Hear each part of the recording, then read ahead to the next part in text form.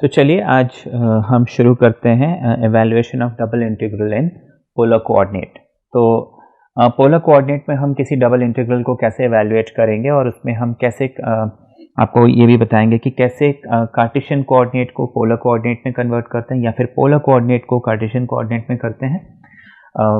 ये सारी चीज़ें आपको बताएंगे। उससे पहले आपको जस्ट ब्रीफ कर दें कि पोलर कोऑर्डिनेट होता क्या है।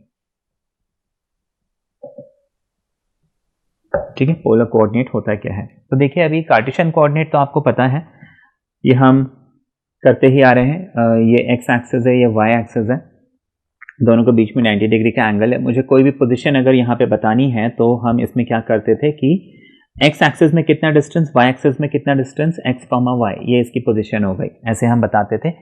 इसको लिखने का तरीका हमेशा एक्स पहले वाई बाद में, कभी भी वाई पहले और एक्स बाद में ऐसे हम नहीं लिख सकते। ये रूल डिफाइन किया हुआ है। इसमें कुछ रूल्स हैं, जैसे कार्टेशियन कोऑर्डिनेट में कि अगर मैं एक्स में राइट हैंड साइड मूव कर रहा हूँ it is always positive, x में अगर मैं लेफ्ट हैंड साइड मूव कर रहा हूँ तो it will always be negative, Y में अपवर्ड मूव कर रहा हूँ तो it is always positive, Y में डाउनवर्ड मूव कर रहा हूँ इट इज़ ऑलवेज नेगेटिव। ठीक है, ये सिंपल सी बात हमने समझी, ये हमें मालूम है। और इसमें जैसे कि कार्टेशियन कोऑर्डिनेट में कई चीज़ें हैं, let us say a x plus b y plus c is equal to 0 मिलता है, then it is a straight line. अगर मुझे x square plus Y square is equal to something मिलता है तो it is always a circle and so on. ऐसे हमने इसमें कई सारी चीज़ें पढ़ी हुई है कार्टेशियन कोऑर्डिनेट में। अब ये पोलर कोऑर्डिनेट क्या है, देखिए मैंने ये इसलिए बताया ताकि साइड बाय साइड आप कंपेयर करके चीज़ को समझ पाओ कि पोलर कोऑर्डिनेट है क्या। तो देखिए, ये जितने भी कोऑर्डिनेट सिस्टम है, B it Cartesian coordinate, polar coordinate, oblique coordinate, parametric coordinates and ऐसे कई सारे हैं। तो इनका जो है ये बेसिकली ये जितने भी कोऑर्डिनेट सिस्टम बनाए हैं ये बनाए हैं ताकि मैं अगर किसी भी पॉइंट, जैसे कि ये पॉइंट है उसकी मैं पोजीशन बता सकूं, या कोई कर्व है तो उसकी इक्वेशन बना सकूं, ताकि हम उसे फिर सॉल्व कर सकें इन अ मीनिंगफुल वे। अच्छा, अब पोलर कोऑर्डिनेट क्या है, जैसे कि ये कार्टेशियन कोऑर्डिनेट था, अब इसमें हमने ये जो दो लाइंस है इसको एक्स एक्सिस एंड इसको वाई एक्सिस बोलते हैं, देन दिस पॉइंट जहां पे ये दोनों एक्सिस मिलते हैं इसको ओरिजिन बोलते हैं। अब पोलर कोऑर्डिनेट में होता क्या है कि सबसे पहले तो एक फिक्स पॉइंट होती है, ठीक है, एक फिक्स पॉइंट होता है जिसको हम पोल बोलते हैं, एक फिक्स लाइन होता है, एक फिक्स लाइन होता है जिसको हम इनिशियल लाइन, ठीक है, fix point is called pole and fix line is called initial line. ठीक है। अच्छा, अब जैसे कि यहाँ पे हमने समझा था कि this is positive, this is positive, this is negative, this is negative, तो यहाँ पे भी पॉजिटिव और नेगेटिव जो है वो क्या है, इसमें ये बताया गया है कि अगर मैं एंटी क्लॉकवाइज,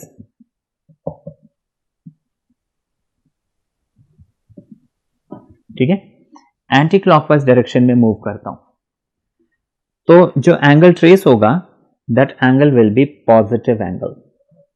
वेयरएज अगर मैं इस इनिशियल लाइन से क्लॉकवाइज डायरेक्शन में मूव करता हूं then the angle traced will be negative angle. ठीक है, जैसे कि मान लीजिए मैंने ये एक एंगल ट्रेस किया and let's say this is 30 degree. अब इस इनिशियल लाइन से मैं अगर नीचे की तरफ मूव करता हूं then this will be -30 degree.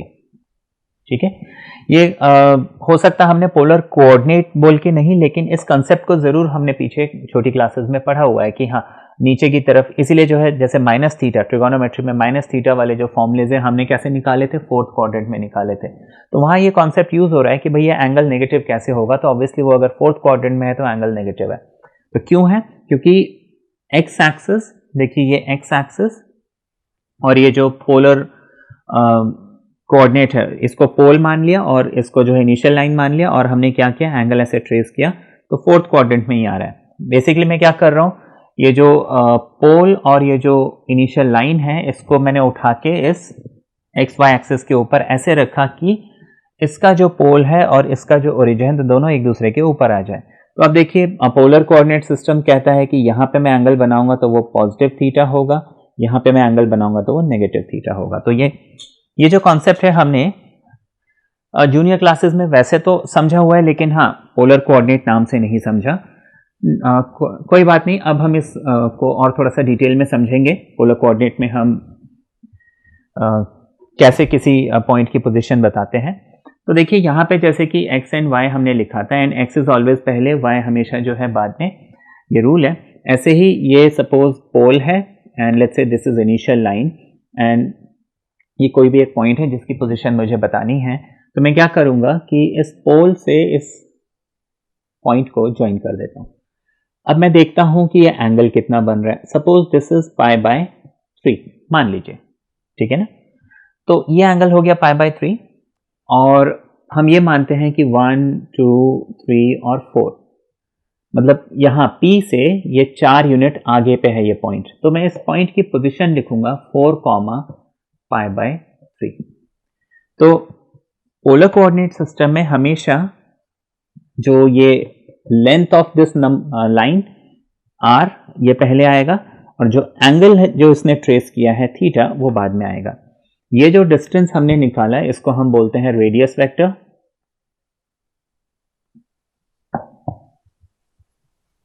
ठीक है, and this is polar angle.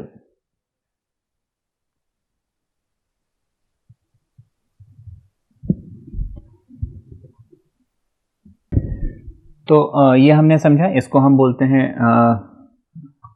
Radius vector या रेडियल वेक्टर या सिंपली रेडियस। इसको हम बोलते हैं पोलर एंगल, या फिर कई बार इसको वेक्टोरियल एंगल, ऐसे कई जगह एजिमुथ भी बोलते हैं।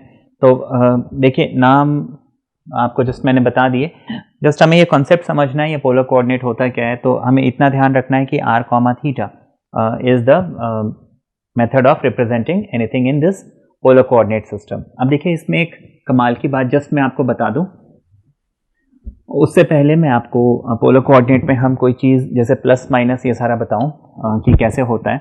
कि मान लीजिए कन्वेंशन ये कहता है कि this is pole, this is the initial line, और लेट्स से ये कोई भी एक पॉइंट है, एंड लेट्स से 1 2 3 एंड 4, ये 4 comma let's say this is π/6, तो ये 4, π/6 हो जाएगा, ठीक है ना। π/6 मतलब 30 डिग्री, ठीक है। अच्छा, अब हम लेट्स से तो इसमें जो ये +4 है ना, इसका कंसेप्ट क्या है कि ये इनिशियल लाइन है, यहाँ से मैंने 30 डिग्री का एंगल बनाया और ये लाइन मैंने बना दिया। अगर ये लाइन और इस इनिशियल लाइन के बीच में वो एंगल है जो मैंने बनाया है, तो फिर ये जो डिस्टेंस है, जैसे कि यहाँ पे 4 आ रहा है, तो इस डिस्टेंस को मैं पॉजिटिव लिखूंगा।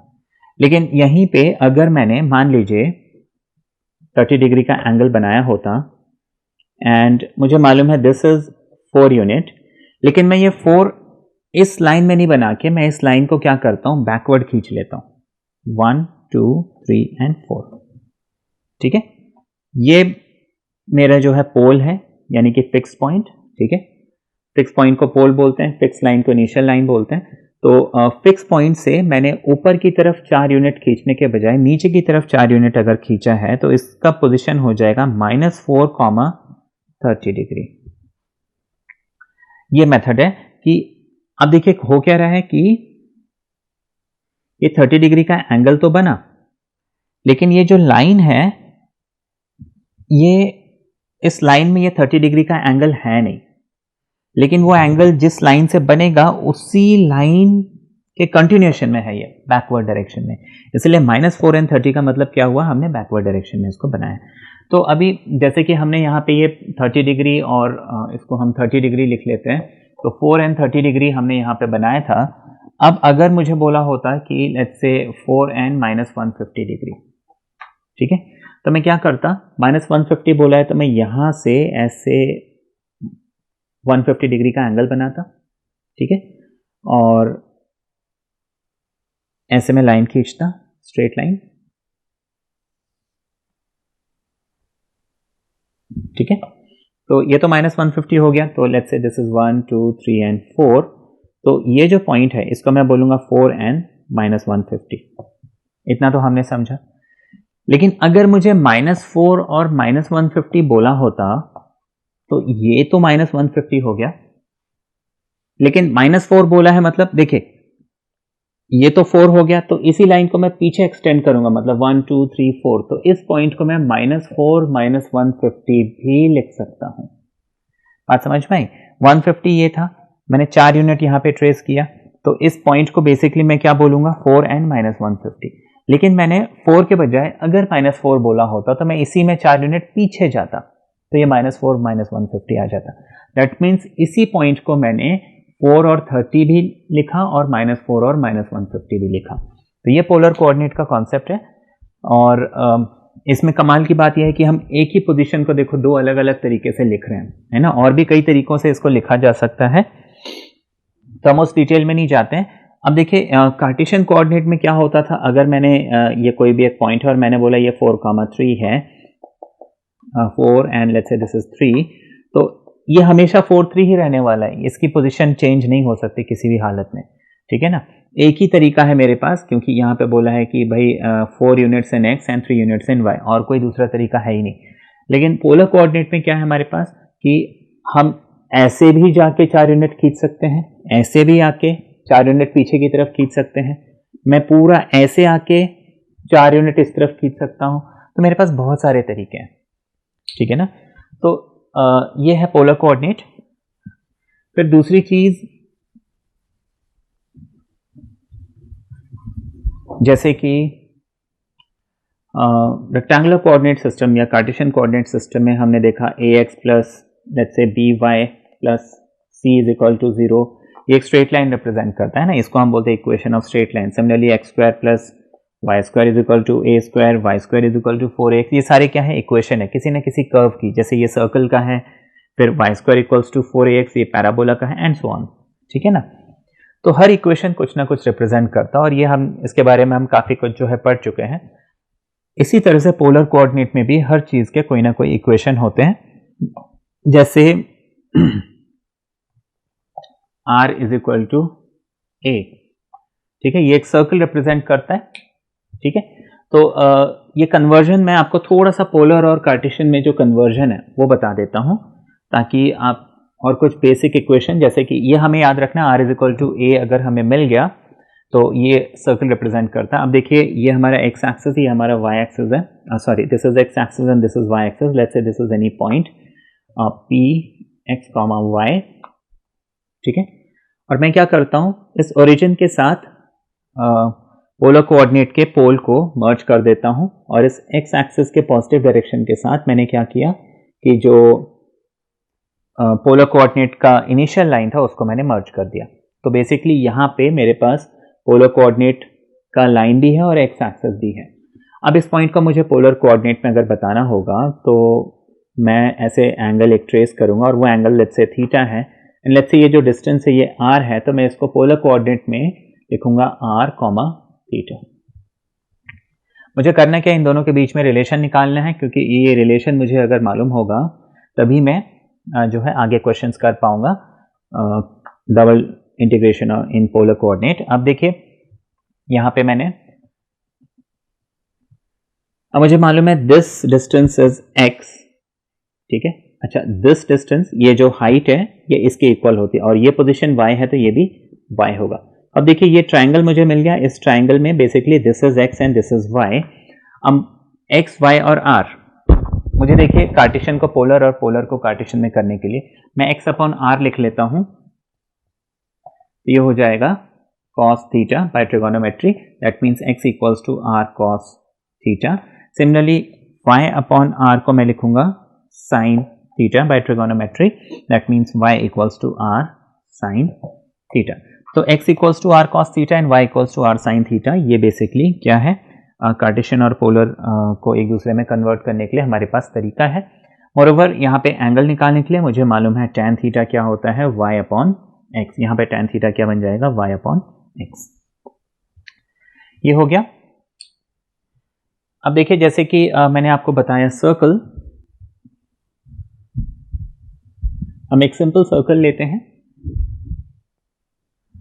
मुझे मालूम है x square plus Y square is equal to A square, ये सर्कल रिप्रेजेंट करता है। मैंने यहाँ पे ए लिखा है, जैसे कई बार आर भी लिखा होता है। ए इसलिए क्योंकि देखिए ये वेक्टोरियल रेडियस, ये जो रेडियस पोलर कोऑर्डिनेट में जो r होता है, फिर वो r और इस r में क्या कंफ्यूजन होगा। तो हम अब से क्या करेंगे कि अगर r बोला हुआ है दैट मीन्स मैं पोलर कोऑर्डिनेट में पोजीशन r की बात कर रहा हूं, a माना सर्कल का रेडियस। अब देखिए x को मैंने क्या पुट किया था, r cos theta, and y को मैंने क्या put, y was what, r sin theta. ये दोनों स्क्वायर हो जाएंगे, ये आर स्क्वायर कॉस स्क्वायर और ये हो जाएगा are square sine square, that is equal to A square. Are square जब मैं कॉमन लूंगा मुझे cos square and sine square मिलेगा। तो बेसिकली ये तो 1 हो जाएगा, मेरे पास बचेगा r square is equal to A square, that means r is equal to a. तो बेसिकली ये r is equal to a क्या रिप्रेजेंट कर रहा है, x square plus Y square is equal to A square एक circle represent कर रहा है जिसका सेंटर कहां पे है, ओरिजिन पे है। Are is equal to a क्या रिप्रेजेंट कर रहा है, एक सर्कल रिप्रेजेंट कर रहा है जिसका सेंटर कहां पे है, ओरिजिन पे है, यानी कि पोलर कोऑर्डिनेट के हिसाब से हम बोलेंगे पोल पे है। ठीक है, तो ये हमने just basic polar coordinate system समझा, जस्ट नॉलेज के लिए। अब हम देखेंगे ये पोलर कोऑर्डिनेट में हमें क्वेश्चन किस टाइप के मिलेंगे और उसको हम सॉल्व कैसे करेंगे। ओके, ये क्वेश्चन है। अब देखिए मैंने अभी आपको कन्वर्जन नहीं बता रहा हूँ, जस्ट मैं पहले तो पोलर कोऑर्डिनेट का एक क्वेश्चन ले लेता हूँ। पोलर कोऑर्डिनेट में जब भी हमें क्वेश्चन मिले, लाइक यहाँ पे देखिए डी आर और डी थीटा दो चीज़ें हैं, आप इसको एक नॉर्मल डबल इंटीग्रल का क्वेश्चन मान के सॉल्व कीजिए। बस हाँ ये है कि यहाँ पे एक्स और वाई की जगह आर और थीटा आ गए। रूल्स जो वहाँ पे होते हैं रूल्स यहाँ पे वही हैं, और हम पोलर कोऑर्डिनेट में लाइक मैंने जितने भी क्वेश्चन किए हैं हम आर से पहले इंटीग्रेट करेंगे और थीटा के केस में थीटा से जो हम बाद में इंटीग्रेट करेंगे। और वैसे भी पोलर कोऑर्डिनेट में जब हम डबल इंटीग्रल करते हैं तो जैसे कि वहाँ पे एक्स और वाई थे हमारे पास, अभी तक हमने जो डबल इंटीग्रल पढ़ा, मेरे पास अगर दो वेरिएबल्स हैं एक्स एंड वाई, तो मैं अगर किसी एक के कांस्टेंट लिमिट्स लेता था, जैसे कि पीछे आपने देखा होगा, तो दूसरे की वेरिएबल लिमिट्स लेता था, दोनों को मैं कांस्टेंट नहीं करता था। तो यहाँ पे पोलर कोऑर्डिनेट सिस्टम में हम इस आर को जो है जनरली वेरिएबल एंड थीटा को जो है कांस्टेंट। ठीक है, तो आर को जो है वेरिएबल और थीटा को जो है कांस्टेंट ऐसे मान के चलेंगे। इस वजह से हम क्या करेंगे, थीटा वाले पोर्शन को पहले नहीं करेंगे, थीटा वाले पोर्शन को बाद में इंटीग्रेट करेंगे। अब ये एक नॉर्मल इंटीग्रेशन है, आप इसमें क्या करेंगे, पहले मुझे with respect to are integrate करना है, तो मैं आर वाले टर्म्स को यहीं पे रखूंगा। और वैसे भी देखिए यहाँ पे क्योंकि थीटा मिल गया तो obviously theta is equal to something, theta ये तो होता नहीं है, तो it has to be like ये आर की लिमिट होनी चाहिए, ये थीटा की लिमिट होनी चाहिए, क्योंकि थीटा माना एंगल, और एंगल जो है हम यहाँ पे पाई के फॉर्म में लिखते हैं, आर जो है उसकी लिमिट ये हो सकती है। तो ये हमने लिख लिया।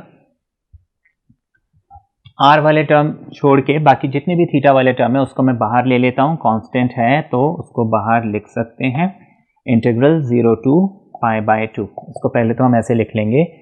दूसरी चीज़ 1 एट अ टाइम, ये रूल आप हमेशा याद रखेंगे, 1 एट अ टाइम। अगर मैं एक इंटीग्रल को सॉल्व कर रहा हूँ तो साथ के साथ मुझे इस दूसरे इंटीग्रल को सॉल्व नहीं करना है। आप इसको पूरा सॉल्व जब तक नहीं करेंगे तब तक आप यहाँ पे नहीं बढ़ेंगे। ठीक है, तो मैं इसको सॉल्व करता हूँ, ये बन जाएगा आर क्यूब बाय 3, है ना, simple integral R cube by 3 and 0 limit is 2a cos theta. Sine theta D theta हमारे पास बचा हुआ है, इसको मैं लिख देता हूँ 0 टू पाई बाय 2। ओके, अब जब तक मैं इस यहाँ पे मैं लिमिट पुट करके सॉल्व नहीं कर लेता, मैं ये इंटीग्रेशन स्टार्ट नहीं करूँगा। तो इसको मैंने फर्दर लिख लिया 0 to pi by 2, sine theta as it is रहने देते हैं, D theta as it is रहने देते हैं, आर की जगह हम 2a cos थीटा को पुट करेंगे। 0 पुट करने से ये पूरा 0 हो रहा है, तो मेरे पास 2a cos थीटा अपॉन 3 इसका होल क्यूब ये मुझे मिल गया। Now this becomes 0 pi by 2, sine theta ऐसे का ऐसे रहेगा।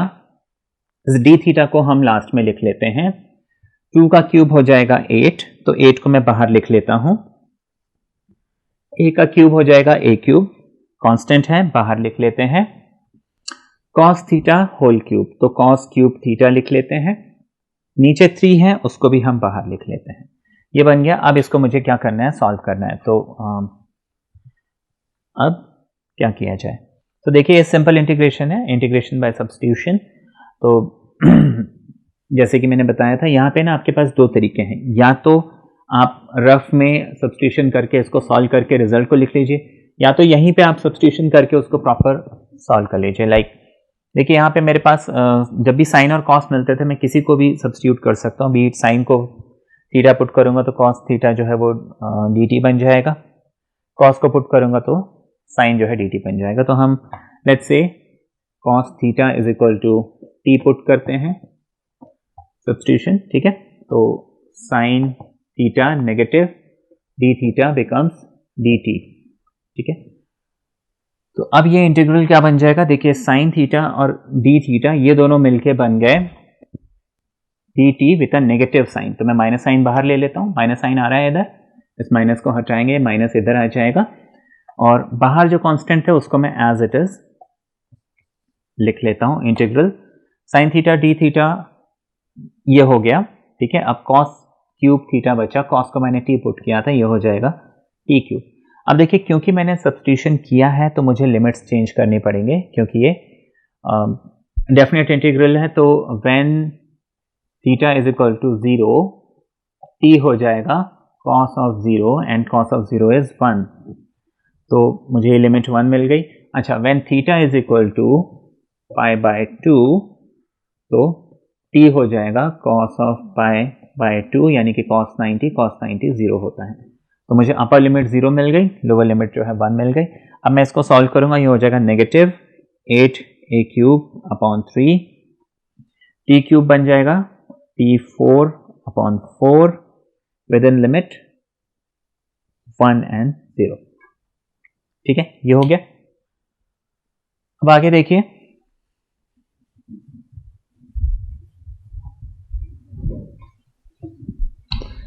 यहां पे जब मैं 0 पुट करूंगा ये तो पूरा टर्म खत्म हो जाएगा। अच्छा, 0 के बाद मैं माइनस करके 1 पुट करूंगा तो ये हो जाएगा 1 की पावर 4, यानी कि 1 अपॉन 4, ठीक है। ये हो गया। बाहर जो टर्म है उसको एज इट इज लिख देते हैं। तो ये बेसिकली 0 तो लिखो नहीं लिखो कोई फर्क नहीं पड़ता, -1/4 मिला, minus and minus becomes plus 8a cube upon 3 into 4, ये हो जाएगा 2a cube upon 3 and that is my final answer. चलिए, ये क्वेश्चन दिया हुआ है और इसमें आपको बोला है, मैंने लिखा नहीं है लेकिन आपको बता दूं, आपको बोला है कि एक डबल इंटीग्रल है। आपको इसमें करना क्या है, this is given in Cartesian coordinate, you convert it into polar coordinate and solve this question, ठीक है ना। पहले तो हमें इसे पोलर कोऑर्डिनेट में कन्वर्ट करना है, फिर इसे सॉल्व करना है।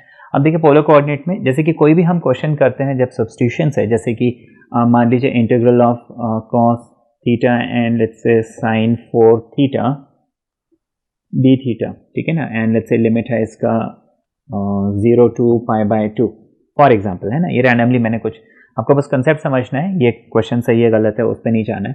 तो अगर मुझे इसे सब्स्टिट्यूशन से सॉल्व करना होता था तो मैं क्या करता था, देखिए वहाँ पे मैं 3 या 4 ऐसे कुछ स्टेप करता था। सबसे पहले जो मेरा स्टेप 1 होगा, फर्स्ट स्टेप होगा सब्स्टिट्यूशन। मैं यहाँ पे क्या करूँगा, किसी को सब्स्टिट्यूट करूँगा, जैसे मैंने यहाँ पे साइन को टी पुट किया, तो ये मेरा पहला स्टेप हो गया, है ना, सब्स्टिट्यूशन। मेरा नेक्स्ट स्टेप क्या हो जाएगा कि मैं इसको डिफरेंशिएट करूंगा, डिफरेंशिएट करने से मुझे क्या मिल जाएगा, cos theta D theta is equal to D T. तो बेसिकली स्टेप 1 में मैंने सब्स्टिट्यूट किया, एक वेरिएबल को दूसरे वेरिएबल के फॉर्म में लिखा। स्टेप 2 में मैंने क्या किया, जो ऑपरेटर है, जैसे यहाँ पे डी थीटा ऑपरेटर है और जो नया ऑपरेटर होगा यानी कि डी टी, उसके बीच में क्या रिलेशन है कि cos theta D theta is d T. तो substitute, change the operator, change the operator के बाद फिर हमारे पास एक स्टेप और होता है, if it is a definite integral, वो ये कि चेंज द लिमिट्स, है कि नहीं। अब उसको हम कैसे करते थे भाई, when theta is equal to 0 तो t is equal to 0, when theta is equal to pi by 2 t is equal to 1, ऐसे हम करते थे। स्टेप 3 क्या होता था, change the variables, sorry the limits, है ना, चेंज द लिमिट्स। फिर स्टेप 4 क्या होता था, सॉल्व, ठीक है ना। तो ये 3 स्टेप मुझे करने हैं, उसके बाद मैं सॉल्व कर पाऊंगा। तो अब यहाँ पे हम उस चीज़ को देखते हैं कि कैसे करेंगे। तो सबसे पहले तो क्या स्टेप था हमारे पास, सब्स्टिट्यूशन, है ना, जैसे कि इस क्वेश्चन में हमने किया था। तो फर्स्ट स्टेप इज सब्स्टिट्यूशन,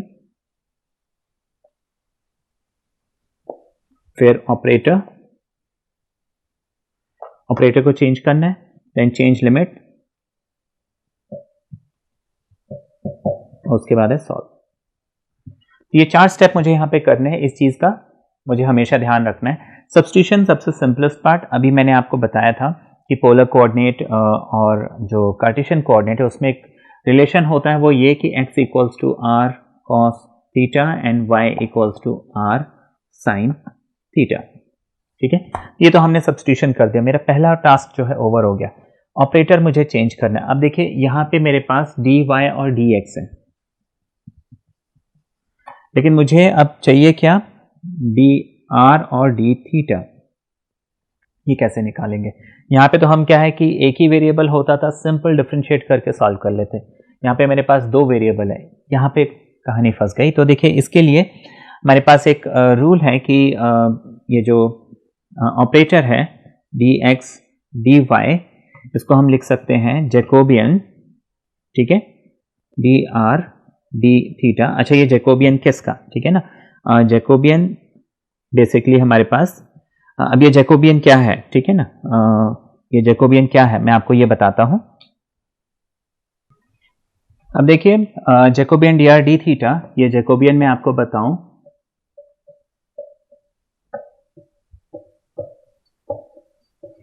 ये हो गया del X Y over del R theta. अब देखिए इसको मैं सॉल्व करता हूं। इसको जो है आप लिख सकते हैं determinant of partial derivative of x with respect to r, partial derivative of y with respect to r, ठीक है, then partial derivative of x with respect to theta and partial derivative of y with respect to theta।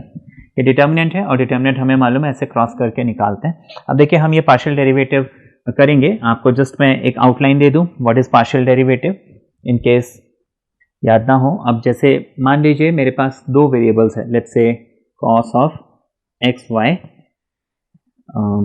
और मुझे क्या करना है, let's say this is some variable z। अब आपको बोला है कि जैसे कि D Z upon D X अगर हमें बोला होता तो हम कैसे करते थे कि हाँ D by D X of cos of X Y, हम इसको with respect to X solve करेंगे तो माइनस साइन एक्स वाई लिखेंगे।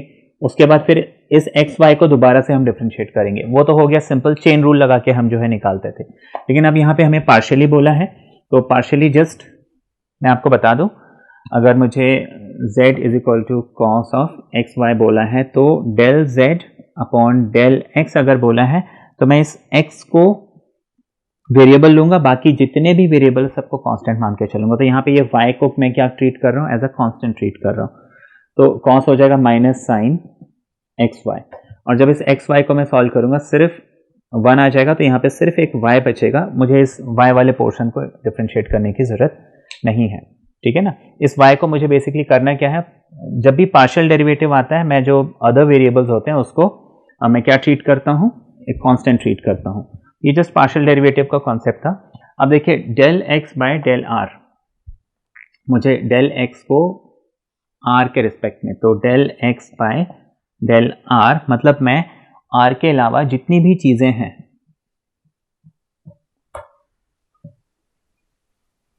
उसको मैं क्या ट्रीट करूंगा, कांस्टेंट। तो यहाँ पे देखिए r को छोड़ के बाकी सबको कांस्टेंट ट्रीट करना है। तो cos थीटा कांस्टेंट है तो उसको मैं ऐसे ही रहने देता हूं, r का जो डेरिवेटिव है वो 1 हो जाएगा, तो मुझे del x by del r क्या मिल गया, cos थीटा। अच्छा, इसी तरीके से अब del y by del r निकालना है। तो देखिए del y by del r जब मैं इसको सॉल्व करूंगा तो मुझे क्या मिल जाएगा, साइन थीटा, ठीक है। अच्छा, अब del x by del theta, इसको मैं निकाल के दिखाता हूं।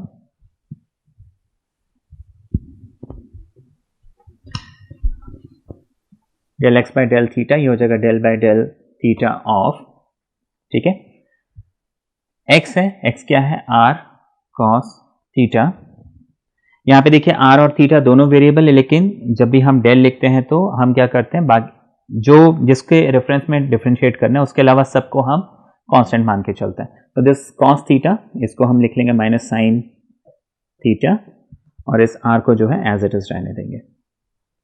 ठीक है, तो ये हो जाएगा माइनस r साइन थीटा। अच्छा, del y by del theta, तो ये हो जाएगा r कॉस थीटा। ठीक है, ये मिल गया हमें। अब इसको हम सॉल्व करते हैं।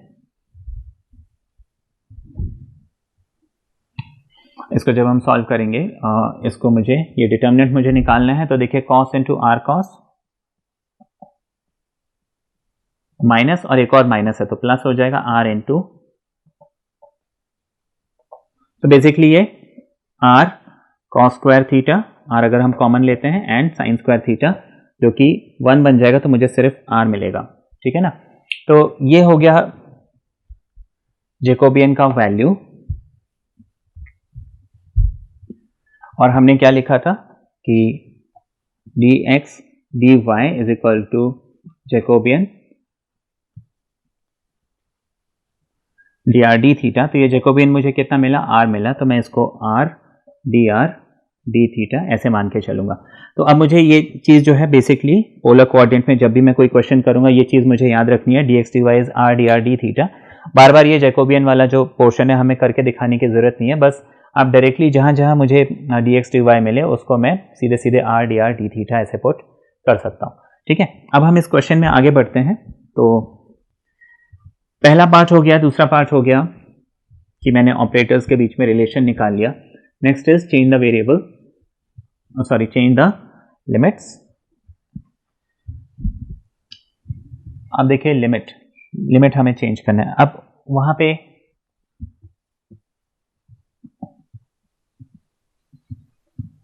इतना तो हमने लिख लिया। अब नेक्स्ट,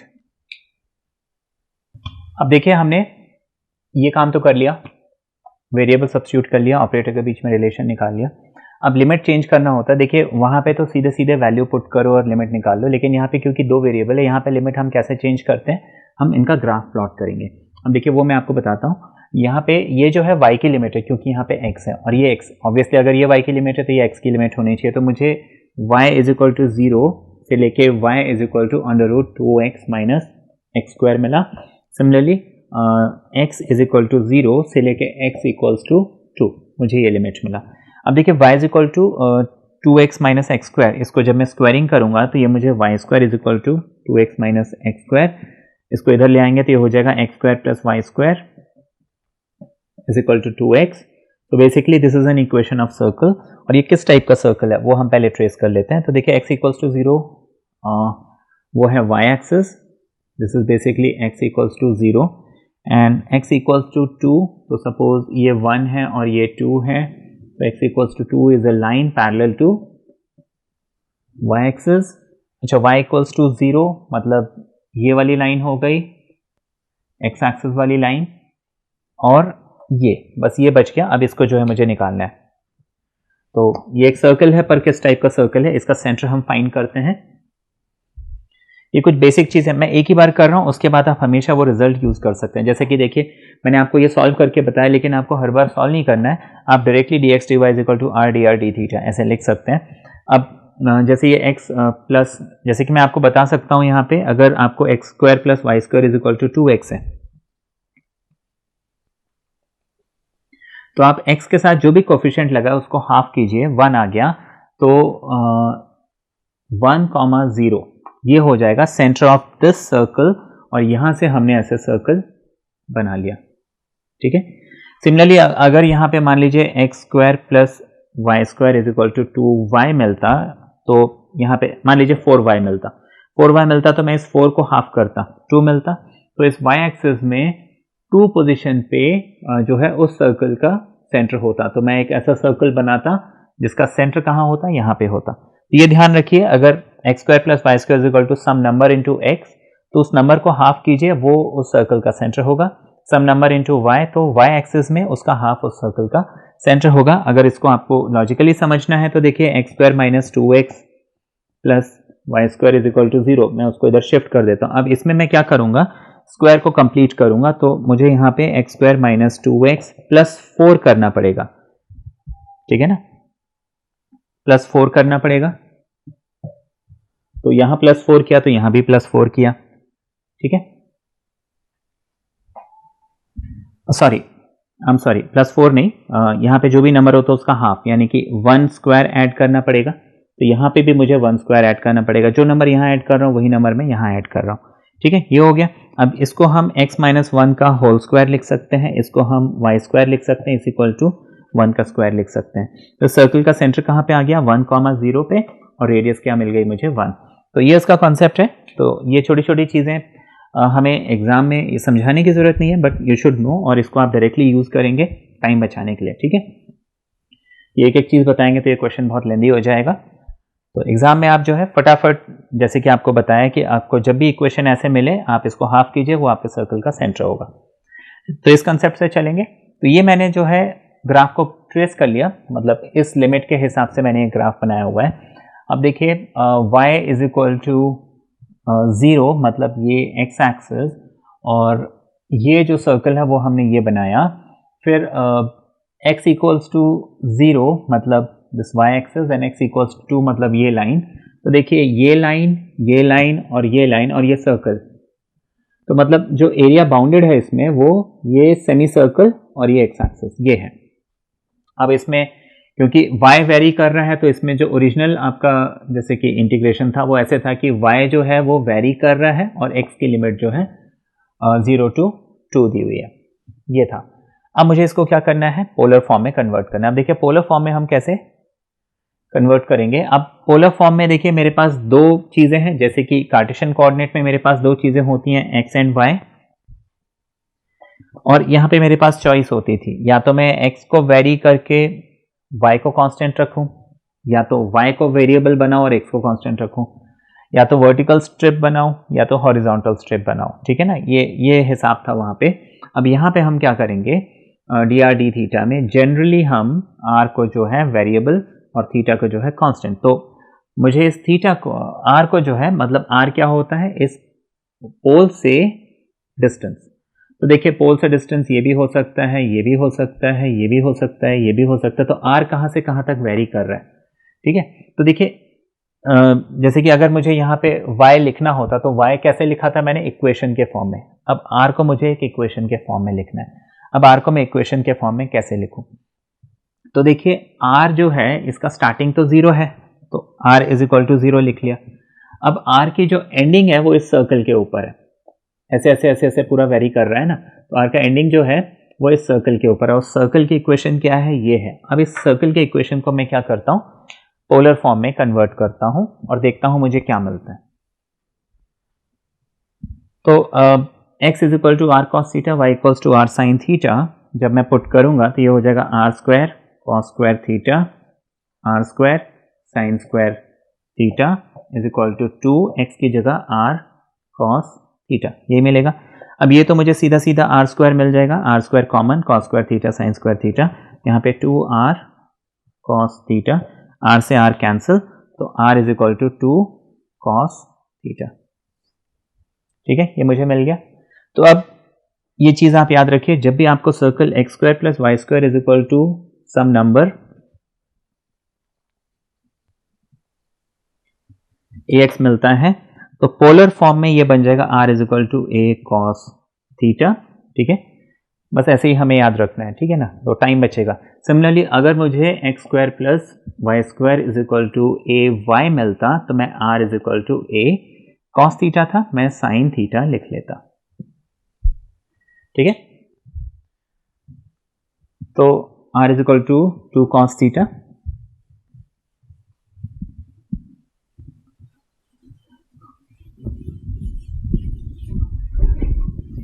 तो हमने r देख लिया, r हमारा जो है 0 से लेके r equals to 2 cos theta में वेरी कर रहा है, ये हमने पोलर कोऑर्डिनेट में निकाला है।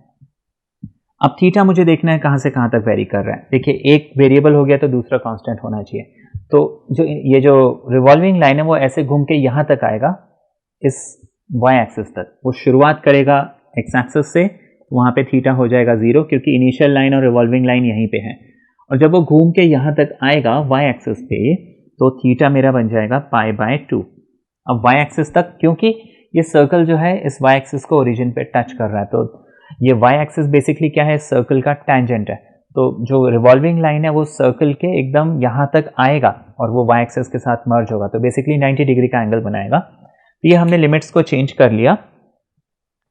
अब लिमिट को चेंज कर लिया तो देखिए मैंने सारा कुछ कर लिया, सब्स्टिट्यूशन कर लिया, ऑपरेटर का रिलेशन निकाल लिया, लिमिट को चेंज कर लिया, है ना। तो अब मैं क्या करूँगा, इसको चेंज करूँगा, जो इंटीग्रल मुझे दिया हुआ है जो मुझे निकालना है उसको मैं पोलर फॉर्म में कन्वर्ट करूँगा। तो ये बेसिकली बन जाएगा, तो सबसे पहले यहाँ पे d r d theta and r d r d theta, ये मुझे हमेशा लिखना है। Instead of d y d x I write r d r and d theta, ये हो गया। नाउ दिस एक्स को मैंने क्या पुट किया था, आर कॉस थीटा पुट किया था। अभी हमने समझा था x square plus Y square are square होता है, तो अंडर रूट आर स्क्वायर यानी कि इस सिर्फ आर, तो एक आर से एक आर कैंसिल, इसको हम यहाँ से हटा देते हैं, ठीक है। तो ये हो गया r cos theta d r and d theta, ये हो गया। अच्छा, अब यहाँ पे हमें दो जो लिमिट्स मिली थी, पहले मैं आर की लिमिट लिखूंगा, तो आर की लिमिट है 0 से लेके 2 कॉस थीटा और थीटा की लिमिट है 0 से लेके π/2, फाइन, ये हो गया। अब मुझे इसको सिंपली इंटीग्रेट करना है जैसे कि एक नॉर्मल इंटीग्रल होता है।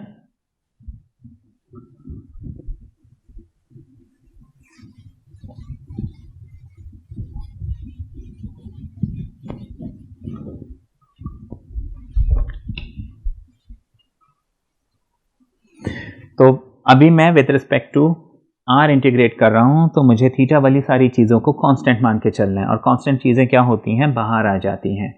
तो मैं इस कॉस थीटा और डी थीटा इसको मैं बाहर कर लेता हूं, मेरे पास बच गया 0 and 2 cos theta r and d r, ये बच गया। अब इसको हम जब सॉल्व करेंगे, ये एक बार फिर से बता रहा हूं, जब तक ये इंटीग्रल पूरा सॉल्व नहीं होता है मैं इस इंटीग्रल को स्टार्ट नहीं करूंगा। This is really really important. पूरा सॉल्व होके लिमिट्स पुट होनी चाहिए, उसके बाद हम इस इंटीग्रेशन को करेंगे। तो r जो है आर स्क्वायर अपॉन 2 बन जाएगा, limits r 0 and 2 cos of theta, we have 0 and π/2 and cos theta d theta। अभी इसको पहले हम इसको सॉल्व करेंगे, तो ये हो जाएगा 0 π/2, r की जगह 2 cos थीटा, ये हो जाएगा 2 cos थीटा का होल स्क्वायर अपॉन 2 माइनस 0, ये 0 लिखने की जरूरत नहीं है, cos थीटा पहले से था,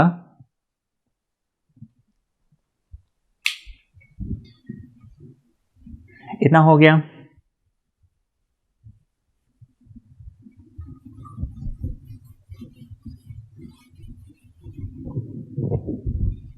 अब देखिए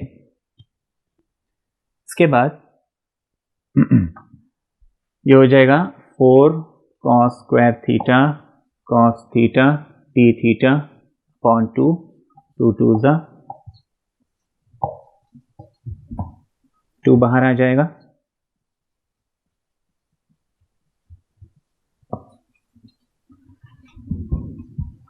अब हम क्या करेंगे, 2 integral 0 π/2 cos theta cos square theta, cos square theta को मैं 1 माइनस साइन स्क्वायर थीटा ऐसे लिख लेता हूं, सब्स्टिट्यूट करेंगे।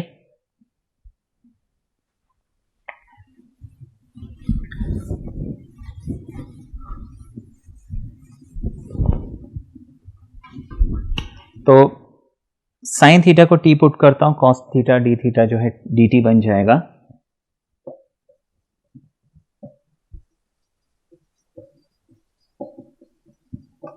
और लिमिट हो जाएंगी, जब हमने थीटा को जो है 0 लिया है, t हो जाएगा साइन 0, थीटा को जब हमने π/2 लिया है, t हो जाएगा साइन π/2, ठीक है। तो ये इंटीग्रल बन जाएगा twice of 0 to 1 cos theta D theta बन जाएगा dt and 1 minus T square, ठीक है। तो ये हो जाएगा ट्वाइस ऑफ 1 बन जाएगा t और ये बन जाएगा t³/3 with in limit 0 and 1। हम 0 पुट करेंगे तो 0 हो जाएगा सारा, तो लिखने की ज़रूरत नहीं है। ये हो जाएगा 2 टाइम्स 1 - 1/3, ये हो जाएगा 2/3 इंटू 2, 4/3।